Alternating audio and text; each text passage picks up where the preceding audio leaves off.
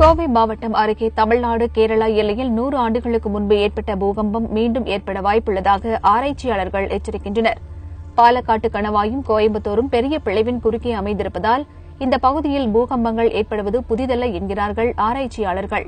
கோவையிலிருந்து 26 கிலோமீட்டர் தென்மேற்கு திசையில் அமைந்துள்ள கேரள மாநிலத்துக்குட்பட்ட நல்லைப்பள்ளியை மையமாக கொண்டு கடந்த 1900 ஆண்டு பிப்ரவரி 8ஆம் தேதி அதிகாலையில் நிலநடுக்கம் ஏற்பட்டது.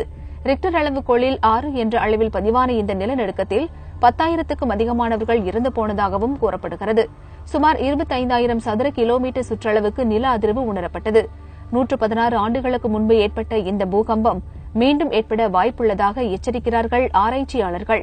உலகளவில் குறிப்பாக தென்கிழக்கு ஆசிய நாடுகளில் ஏற்பட்டுள்ள இயல்புக்கு மாறான காலநிலை மாற்றம் பூகம்பம் வருவதை நமக்கு உணர்த்துவதாகவும் அதற்கு ஏற்ப முன்னெச்சரிக்கை நடவடிக்கைகள் மேற்கொள்வது அவசியம் என்றும் அவர்கள் வலியுறுத்துகின்றனர்.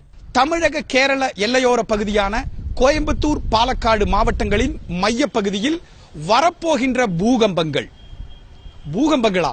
ஆம், 1900 பிப்ரவரி மாதம் 8ஆம் நாள், அதாவது 116 ஆண்டுகளுக்கு முன்பு அதிகாலை 3:11 தென்னிந்தியாவிலேயே நிகழ்ந்த மிகப்பெரிய பூகம்பத்தின் மையம் கோயம்புத்தூர் பூகம்பம்.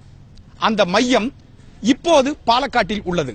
மாநிலங்கள் பிரிக்கப்படுவதற்கு முன்பு ரிக்டர் அளவுகோலில் 6 மற்றும் 6.4 அளவுகளில் வந்த பூகம்பத்தில் 10,000க்கும் கூடுதலான மக்கள் இறந்து போனார்கள்.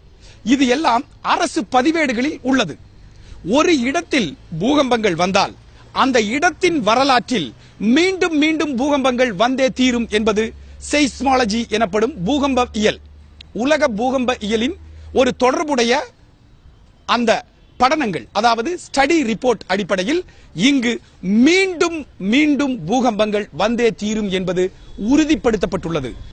எல் நினோ என்று சொல்லப்படும் குளோபல் அளவில், உலக அளவில் உள்ள இந்த காலநிலை மாற்றம், குறிப்பாக தென்கிழக்கு ஆசிய நாடுகளில் உள்ள இந்த காலநிலை மாற்றம் இந்திய துணைக்கண்டம், ஆஸ்திரேலியா, மடகாஸ்கர், மலேசியா, சிங்கப்பூர், இலங்கை உட்பட தென்கிழக்கு ஆசிய நாடுகள் எதிர்கொள்ள போகும் கொடும் வறட்சி, கடும் மழை, இந்த அப்நார்மல் கிளைமேட்டிக்கல் கண்டிஷன் இங்கு வரப்போகின்ற பூகம்பங்களை விரைவுபடுத்த போகின்றது என்பதில் எந்தவிதமான சந்தேகமும் இல்லை.